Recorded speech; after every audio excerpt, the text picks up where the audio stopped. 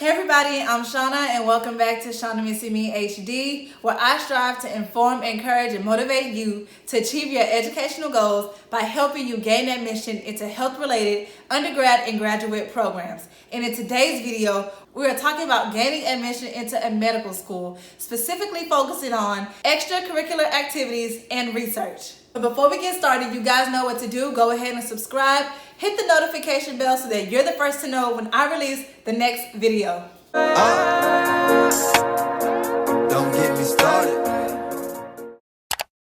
So in this video, I'm going to talk about some of the things that you guys can do to better market yourself to medical schools. So I'm going to break it down into healthcare related activities, college campus activities, community service, and then also research in its own separate category. So first, for healthcare related activities, you can either get a job doing something or you can volunteer. Obviously, if you're in undergrad and you're trying to get into medical school, you really don't have time to do a full-time job. Neither do you have time to become a medical assistant or something like that or get a certification. So I would recommend trying to work part-time as a scribe at a hospital. Maybe you can even be a scribe at a clinic. I've actually seen that before. Clinics do hire scribes. So you have to kind of get online and Google around and see what you can find. If you're not able to work and commit to a part-time job, then volunteering is another excellent choice. I did not work as anything in college. I actually volunteered at a hospital for about a year and a half. The best thing to do is to call your local hospital, be transferred to their volunteer service area, and then just figure out what you need to do to be able to volunteer. When I first started volunteering, the application process was not that difficult, but then I know 4 years later, it was literally a process and people were getting denied. So I would definitely have multiple hospitals in mind, multiple clinics, multiple nursing homes, and apply to all of them, whichever ones you can get your hands on, apply to all of them. And if they allow you to come and volunteer with them, take advantage, get as many hours as you can. Also, another thing you can do is participate in blood drives or 5K runs, anything like that is a community service event that's still health related. If your campus has any health profession clubs or groups, figure out what they're doing, if they're participating in the community, if they have any connections or links to any hospitals, get with them and see what they can actually connect you to. Matter of fact, if you are a pre-med or pre-health anything, you need to join your pre-health professions club or whatever the title may be for your campus anyway. If you're not able to work and if you're not able to volunteer, maybe you can actually shadow. And this is something that I didn't really get to do when I was in undergrad. I didn't know any doctors. I didn't have any friends. My parents didn't have any friends who were doctors that they could say, hey, Shauna's going to come shadow. I didn't have that luxury. A lot of you guys might not have that luxury. Reach out to your professors. See if they have any colleagues or know any colleagues who could possibly allow you to come shadow with them. Second, your own personal doctors. If you go see a doctor for a checkup or whatever, or if your parents see a doctor, ask them. Say, hey, I'm interested in medical school. I really need to get some shadowing experience. I would love to come spend an afternoon with you. Let me know if that's going to be possible.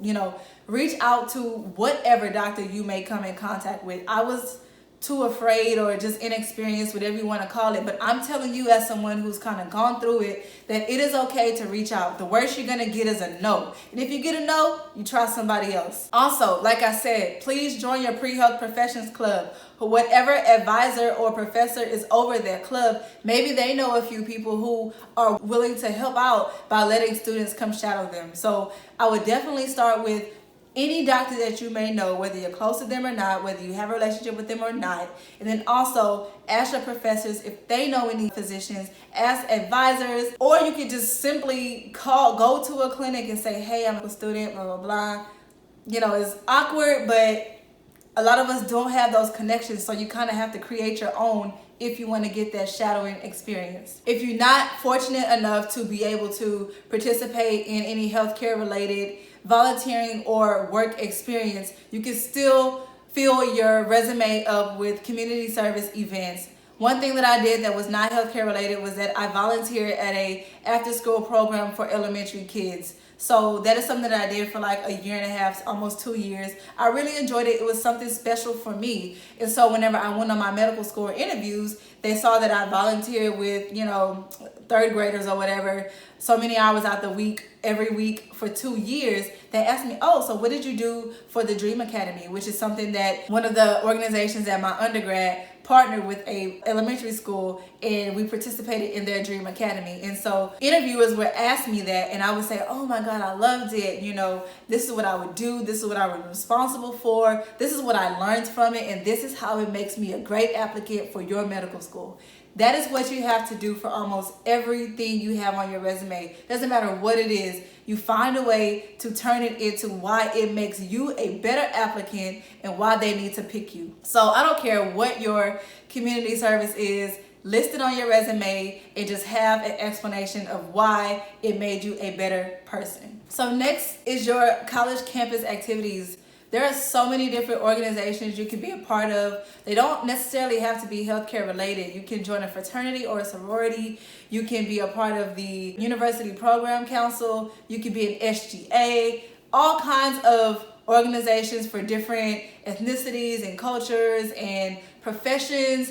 Join them, okay? Be active. If you can get a leadership role in them, it just makes you look better. Find a way to be involved and stay involved, okay? Don't just join and never show up to a meeting and never do anything, because if you ever need to actually get a reference letter or anything like that from anybody who is over those organizations or advises those organizations, you want them to be able to say, oh yeah, this person showed up, they were always helpful, they were always happy to be there, they were dedicated, committed, and you can depend on them, okay? So make sure you take advantage of the organizations actually offered on your campus. And then research is the biggest one, and it's the most difficult one to actually participate in. Depending on the undergraduate university that you attend, you may not have access or direct access to a plethora of research projects.